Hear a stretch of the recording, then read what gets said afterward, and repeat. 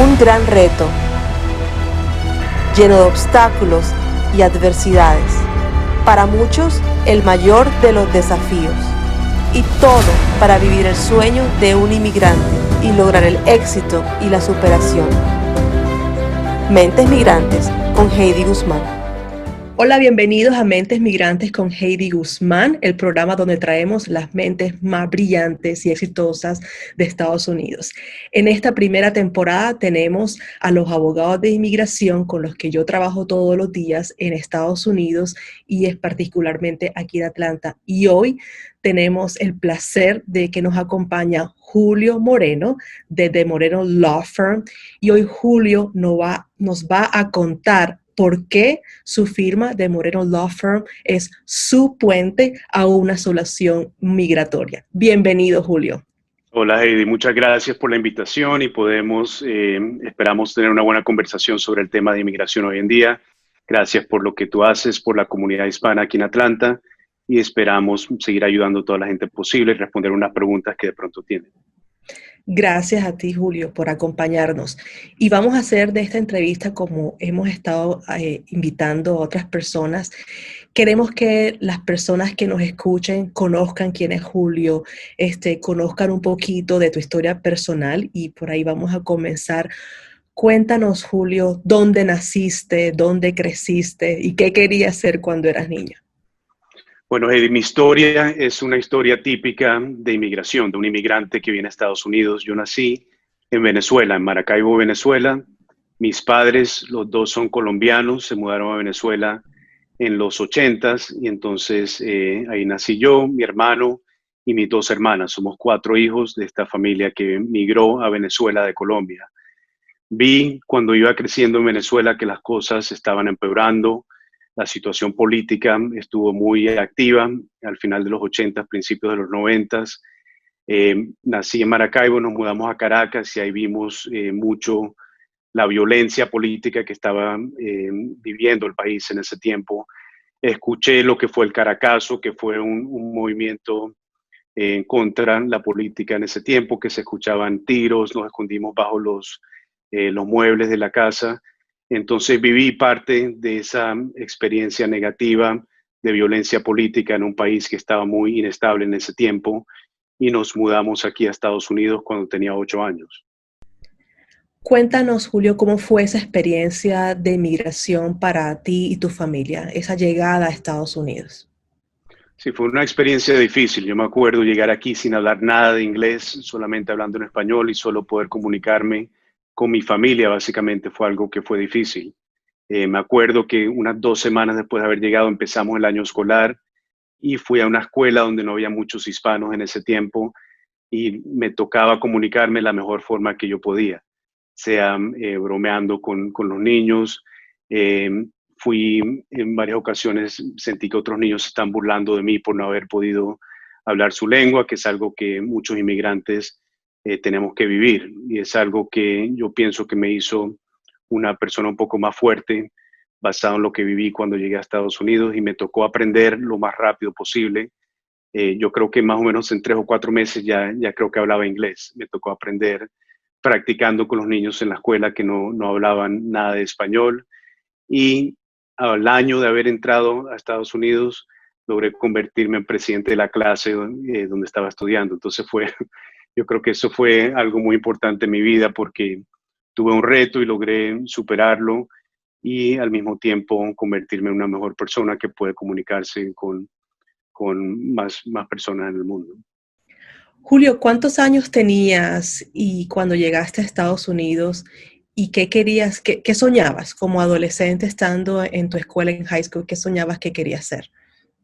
Yo llegué cuando tenía 8 años. Tenía 8 años cuando entramos a Estados Unidos y siempre, yo creo que como hasta los 17, 18 años quería ser un veterinario. Me encantaban los animales, aunque en realidad no teníamos animales en la casa. Era algo que me gustaba y me gustaba pensar que iba a ser un veterinario algún día. Y hasta entré a la universidad pensando que quería estudiar medicina. Fue después de ese primer semestre de la universidad que tomé una clase de biología que me di cuenta que en realidad la ciencia no era para mí. Me pareció algo extremadamente difícil, en realidad no comprendía bien lo que me estaban enseñando. Entonces me di cuenta que la historia y las ciencias políticas fue lo que más me gustaba. Me gustaba aprender formas de pensar y ver cosas de diferentes sentidos. Entonces me enfoqué más en eso cuando estaba estudiando. Todavía no sabía qué quería estudiar y cuál iba a ser mi carrera, pero me gustó las ciencias políticas y la historia y me enfoqué en eso en mis estudios. Tú fuiste a Emory University y tuviste tu bachelor's en Emory y fue en eso, en ciencias políticas. ¿Eso fue Sí, lo que...? Ok. ciencias políticas, hice también en español, tuve Ujú. unas clases de literatura en español que estudié en España, pasé un verano allá haciendo un study abroad y la pasé muy bien y aprendí mucho de la cultura española y la cultura latinoamericana, que en realidad no tuve mucha oportunidad de hacerlo cuando me vine a Estados Unidos. Entonces, ¿cómo fue ese paso a querer ser abogado? ¿De dónde salió el Entonces, amor por las leyes? mi último semestre en Emory, alguien me contó que había un programa que buscaban estudiantes para ayudar a la corte juvenil, lo que se llamaba un Child Advocate, que era una persona que iba a entrevistar a los niños que estaban en la custodia del Estado y vemos cómo está la situación de ellos en las casas donde lo han puesto, si les gusta donde están, si han sido víctimas de algún tipo de abuso mientras están en esas casas. Y eso me gustó mucho porque yo iba, hablaba con los niños, a veces los sacaba de la casa para que pudieran hablar claramente, sin miedo de que la persona con la que estaban quedándose iba a escuchar lo que estaban diciendo, iba a escuchar que se iban a quejar. Y después yo iba enfrente del juez en la corte juvenil y explicaba lo que me dijeron. Y muchas veces tuve que dar reportes al juez que el niño estaba en una situación muy mala. Habían ciertas veces que los niños estaban en sótanos que estaban inundados de agua o no le habían cambiado la ropa al niño en varios días, situaciones así bien difíciles. Y me gustó mucho tener la posibilidad de expresar los sentimientos y los pensamientos de los niños, que son personas que no podían defenderse por sí mismos. Y el poder que tuve de cambiar, de sacar a un niño de una situación mala a de pronto una situación mucho mejor, me gustó mucho y me gustó estar en la corte y hablar con los jueces y representar a las personas que no pueden representarse a sí mismos. Fíjate, Julio, que te estoy escuchando y pienso que eres amante de los animales, querías ser veterinario, luego descubriste la necesidad de una población vulnerable en Atlanta, en la corte de DICAP, en la corte juvenil, y de ahí creo que eso se conecta mucho, esa historia los representaste sin ser abogado en las cortes, ya estabas haciendo y descubriste casi que abruptamente tu pasión y tu entrega por el servicio. Entonces, obviamente esa conexión te lleva a ser abogado, pero principalmente es tu amor por la humanidad y tu sentir hacia la ayuda lo que te ha hecho hacer lo que estás haciendo ahora como abogado. ¿Qué tan importante es que un abogado tenga esos valores y esos principios de amor por la humanidad? Es muy importante y es muy claro, uno se da cuenta cuáles abogados en realidad le gusta lo que están haciendo y tiene una pasión por ayudar a sus clientes. Desde el punto de vista abogado, yo veo cuando voy a la corte cuáles son abogados que en realidad les gusta lo que están haciendo y se preocupan por ellos, y los que no, desafortunadamente, van a tener una mala reputación porque se conocen también, los que solo están buscando obtener dinero, obtener otros finales en su carrera y no el punto de ayudar a la persona debe ser lo más importante, hacer todo lo posible y ser honesto con los clientes desde el principio. Como sabes, practicar inmigración en este estado es bastante difícil. En las cortes de inmigración, la defensa contra deportación es una de las cortes más difíciles de Estados Unidos para ganar un caso. Entonces es muy importante para cualquier abogado ser honesto con su cliente desde el principio y tratar a las personas como yo quisiera que me tratarían a mí si yo fuera el cliente en esa situación. Y me imagino que cuando haces ese paso ya a derecho y estudias derecho, eh, ¿cómo haces ese paso específicamente inmigración? Porque estuviste en firmas de personal injury, de casos personales, de inmigración. ¿Por qué escoges inmigración como tu área de práctica? Yo trabajé un año, apenas me gradué con un bufete de abogados de personal injury. Ahí aprendí mucho, le ayudaba mucho a los abogados, especialmente tenían una clientela grande de gente que hablaba español y tuve la oportunidad de tomar bastantes cosas y aprender bastante de esa firma y pensé que eso era lo que quería hacer, pero después de un tiempo me di cuenta que en realidad me sentía mejor teniendo más contacto directo con personas que necesitaban algo más, no solamente de pronto una compensación por sus lesiones, que es algo que obviamente es muy importante y estos abogados hacen un buen trabajo para eso, pero me gustaría también ayudarle con algo que puede cambiar su vida drásticamente, como es resolver una residencia permanente. Una persona que de pronto no resuelve su estatus migratorio siempre tiene el miedo de que lo puedan deportar a cualquier momento y vas a separar a una familia, de pronto se deportan al padre o a la madre, se queda el papá solo con los niños, es algo que el resto de su vida va a ser afectada por esta decisión del gobierno. Entonces me gustó eso. Inicialmente empecé con otro abogado llevando casos criminales en Gwinnett y también tenía una clientela grande de personas que hablaban español. Iba a las cárceles, hablaba con ellos sobre los casos y iba a las cortes a ver si negociamos algún acuerdo. La mayoría de esos casos las personas sí habían cometido algún tipo de delito y sentí que mi trabajo era como intermediario para negociar la sentencia o negociar la multa. No sentía que estaba aplicando tanto el derecho en la mayoría de esos casos. Entonces, después de ver eso y la mayoría de esos clientes terminaban con hold de inmigración y terminaban en cárceles de inmigración, me empecé a enfocar en eso y me gustó lo que estaba haciendo. Todavía hablo un poco con los abogados que llevan casos criminales y vemos asuntos criminales por las personas que tienen consecuencias migratorias, pero me enfoco solamente en inmigración. Me gusta tener la posibilidad de pronto de conseguir una residencia permanente para que la persona se pueda quedar aquí por siempre. Quedarse aquí por siempre. Y me llama la atención que el logo, el eslogan de tu empresa es su puente a una solución migratoria. Cuéntanos un poquito de dónde sale esa expresión. Sí, entonces cuando abrí la oficina estaba pensando en algo que vincule el negocio con mi historia personalmente. Uh-huh. Cuando nací en Maracaibo, Maracaibo es conocido por tener un puente grandísimo y todo el mundo que ve ese puente se acuerda de Maracaibo. Y para mí un puente es como llegar a otro lado. Y intento con mi práctica legal ayudar a las personas a llegar de un lugar que de pronto están nerviosos, tienen miedo, no saben qué va a pasar, a un lugar que sea más seguro y siento que puedo en muchos casos ser el puente para esa persona para llegar a un lugar que esté mejor. Julio, tú y yo hemos colaborado en algunos casos en estos breves años y tú te identificas, y hemos colaborado en diferentes casos, hemos hecho asilos, hemos hecho perdones, pero tu Sí. firma y tú, pues tu nombre se ha identificado con más que todo en la población venezolana con los casos de asilo. ¿Es obviamente, porque es tu comunidad o porque esa es tu pasión, los casos de asilo? Cuéntanos un poquito de eso.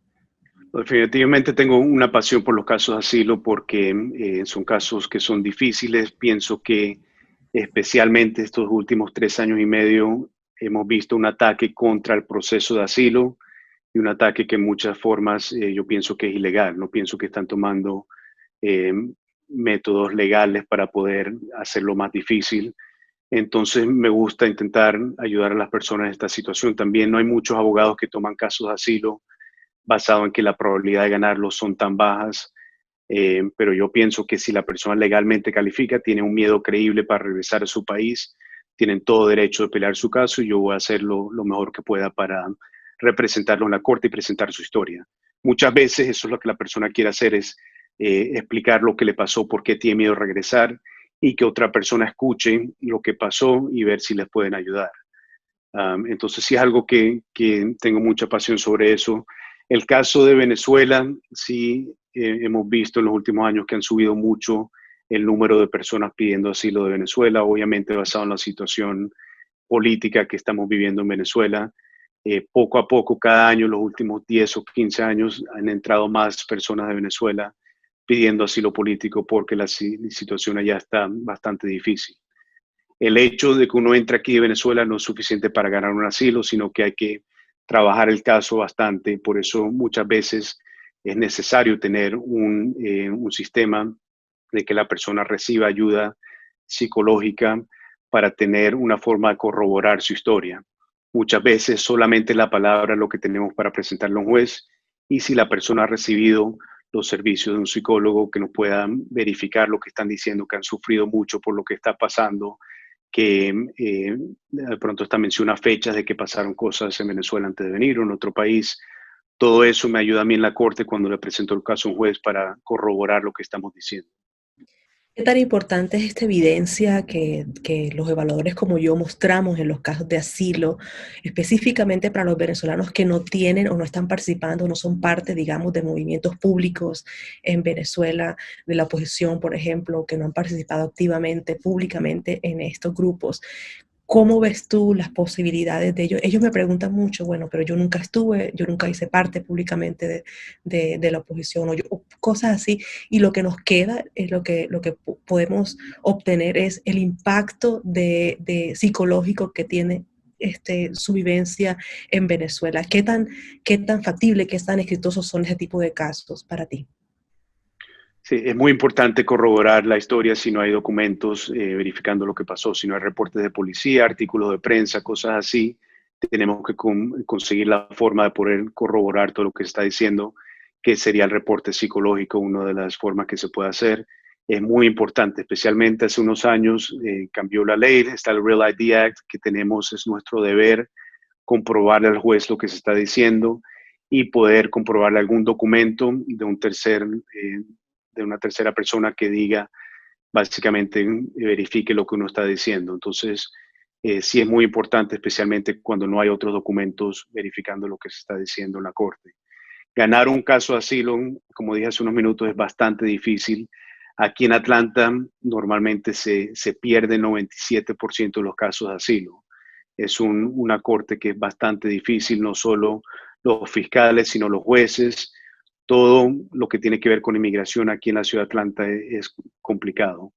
Entonces es muy importante que trabajen con su abogado, tengan un buen testimonio personal de lo que pasó, conseguir cartas de amigos, familiares, conseguir reportes psicológicos, fotos de los eventos, sea reportes policías, reportes de prensa que se puedan traducir al inglés. Todo eso ayuda a corroborar un caso y hacer el caso más fuerte. Muchas veces preparo el caso no con la intención o al saber que de pronto vamos a perder el caso en la corte, ya que el juez que nos tocó puede ser un juez muy difícil, pero planeando en hacer una apelación. Si el juez niega el caso, entonces podemos meter una apelación con la Corte de Apelaciones de Inmigración y ahí de pronto tenemos mejores oportunidades de ganar un caso. Y en la apelación solo se van a enfocar en los documentos que metiste en la Corte. Entonces ya ahí no va a ser el testimonio tuyo, sino van a ver los documentos que se metieron y van a leer el reporte psicológico, tu carta del testimonio de lo que pasó y van a tomar una decisión basada solamente en eso.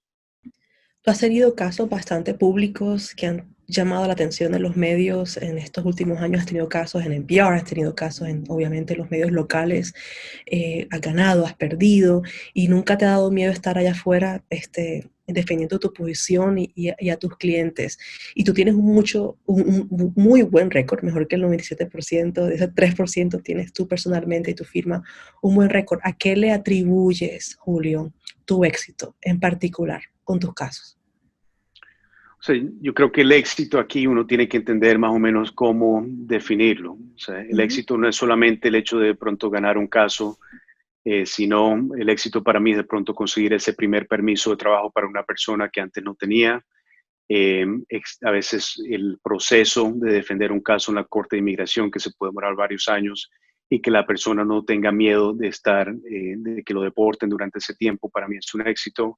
Sacar a una persona confianza de la cárcel de inmigración cuando de pronto pensaban que lo iban a deportar inmediatamente, eso para mí cuenta como un éxito. Entonces, bajo este ambiente tan anti-inmigrante, tengo que buscar formas de conseguir las victorias pequeñas.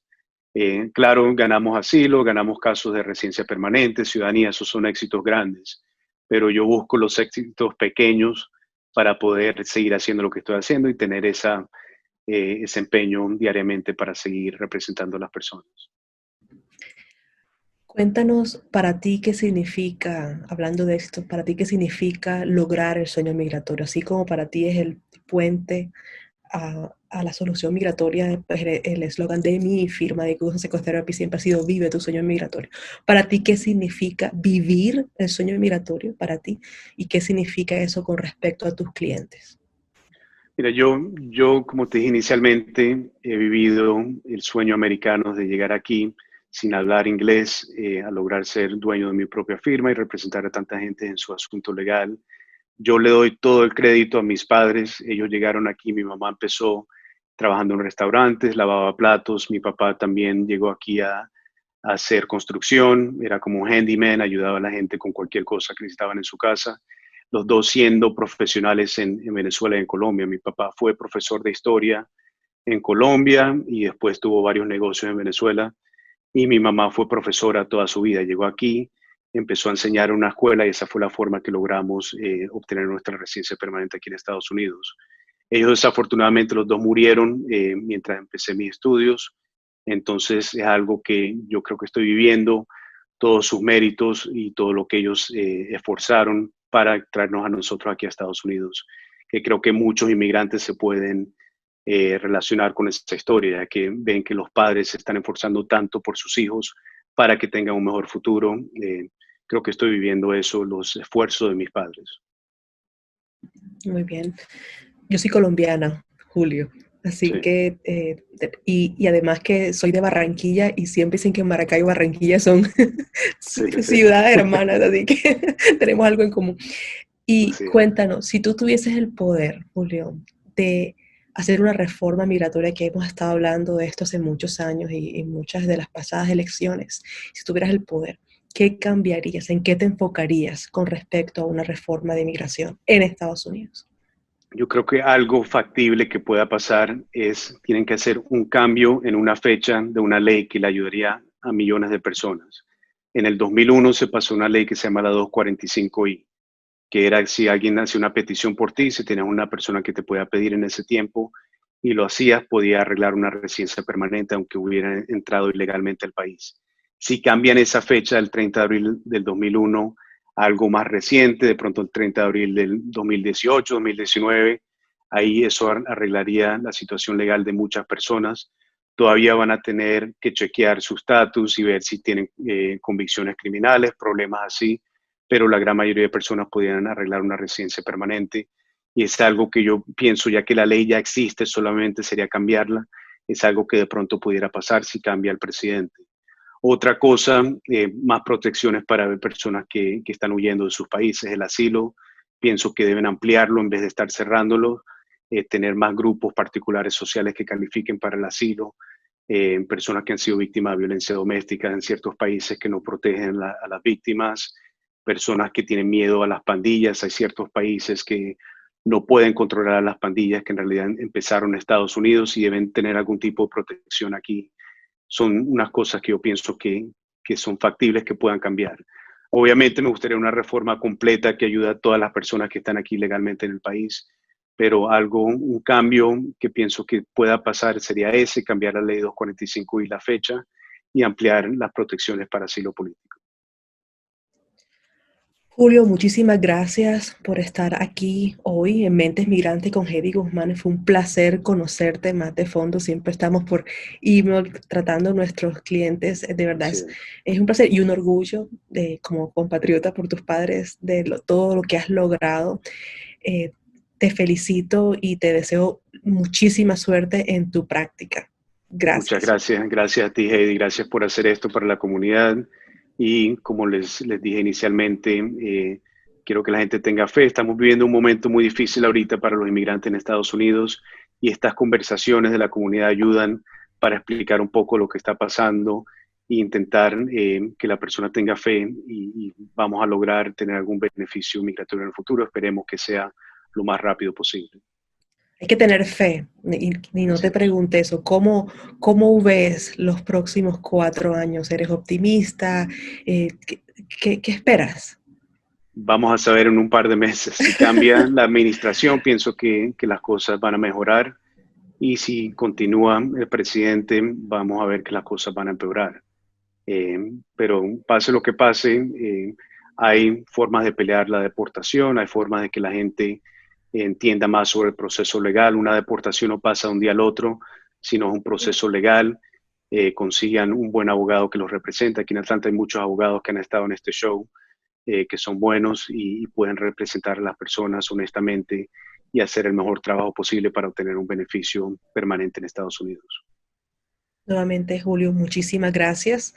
Y bueno, para ustedes que nos acompañan, muchísimas gracias por estar aquí con nosotros. Los invito a que también vean nuestras redes sociales de Guzman Psychotherapy. También pueden ver Mentes Migrantes, los episodios anteriores en YouTube, en Mentes Migrantes con Heidi Guzmán. Que estén bien. Chao, chao. Un gran reto, lleno de obstáculos y adversidades. Para muchos, el mayor de los desafíos. Y todo para vivir el sueño de un inmigrante y lograr el éxito y la superación. Mentes Migrantes con Heidi Guzmán.